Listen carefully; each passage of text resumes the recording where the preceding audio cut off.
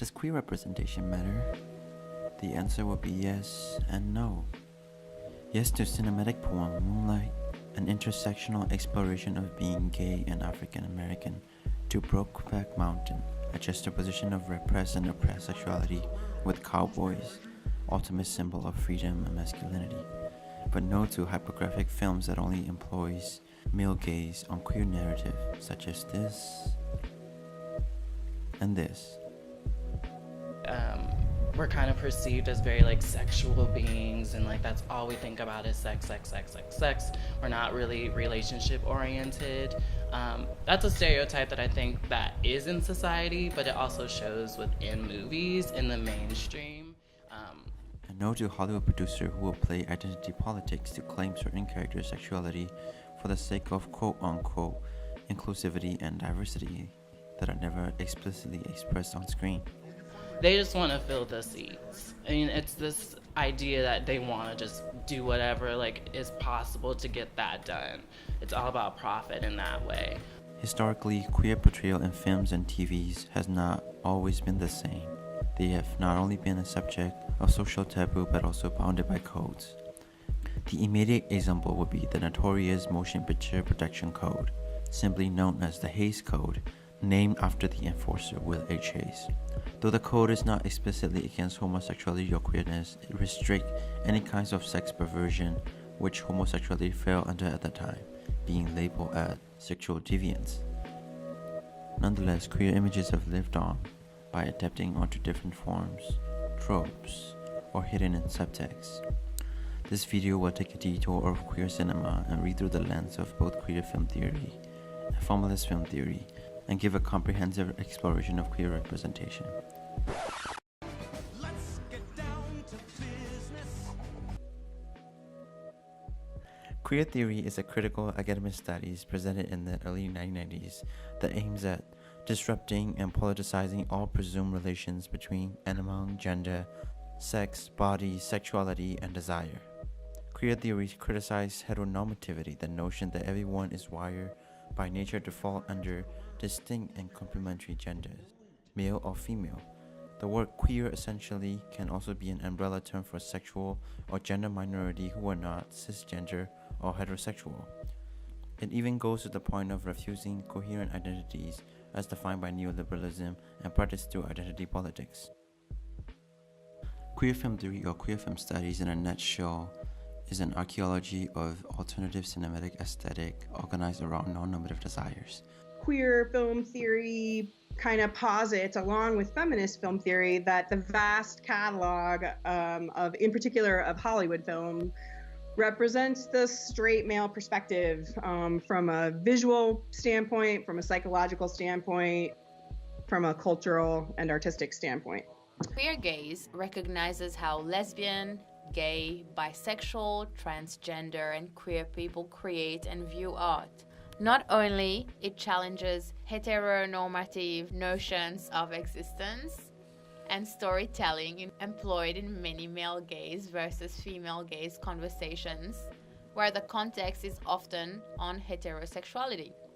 Queer encapsulates perverse sexualities without fixing them into specific identities, and therefore can capture different configurations of cinematic representation and non-normative desire, even regarding films that do not include explicit representations.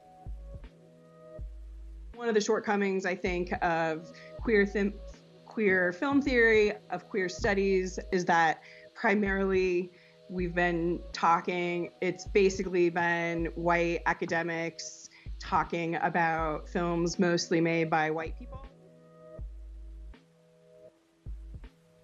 The formalist theory focuses the use of the formal and technical aspect of filmmaking, such as lighting, set design, mise en scène, scoring, shot composition, editing, and so on. Formalism and auteur theory explore how a filmmaker, nay an author, consistently use certain formalist elements in different films. There's also ideological formalism that will emphasize how certain socio-economic pressure or even political pressure could create certain style. For example, classic Hollywood cinema uses continuity editing, Mood music, dissolves, 3-point lighting, and all the techniques just to make the cinematic experience as pleasant and enjoyable as possible so that it would be accessible to the mass audience. Tracking shots are a question of morality, Jean-Luc Godard. His words are particularly focused on the cinematic portrayal of political and social issues that require a certain level of sensitivity, but they also highlight Godard's belief that the audience must choose what it wants to see when watching such cinematic representations, and the directors of said representation must allow this freedom of choice. This often jabs a weakness of formalist authors and formalism in general, as they often construct specific scenes of their vision despite political context. For example, Tarantino's problem with male gaze.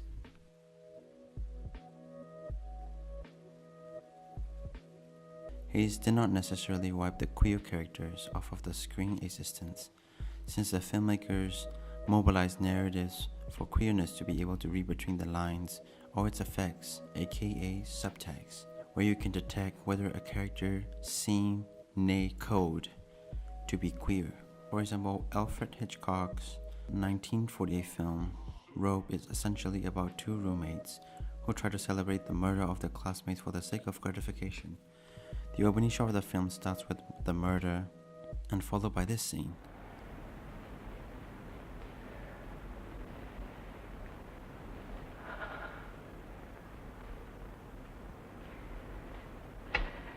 Don't. Which is, of course, an indication of post-coital dialogue. Another indication would be this. Until his body went limp, and I knew it was over. And then? Then I felt tremendously exhilarated. Even though their sexuality is not discussed explicitly, it seems to be a self-understood fact. French filmmaker Francois Truffaut, a well-known admirer of Hitchcock's works, summarized the film's premise. Two young homosexuals strangle a school friend just for the thrill of it. And of course, it all adds up since Hitchcock, despite Hays Code's enforcement, used subtext to loosely retell the case of Nathan Leopold and Richard Leopold, who famously engaged in a thrill kill in Chicago in 1924. Subtext so queer can also be seen in Nightmare on Elm Street 2, which is literal representation of repressed homosexuality. Something is trying to get inside my body. Yeah, and she's female and she's waiting for you in the cabana. And you want to sleep with me. Other famous subtext would be this. Hey, you want to come home with me? I mean, there's nobody home at my house. Heck, I'm not tired. Are you? Is he a friend of yours? Yeah. And this. May I cut in? Why, certainly.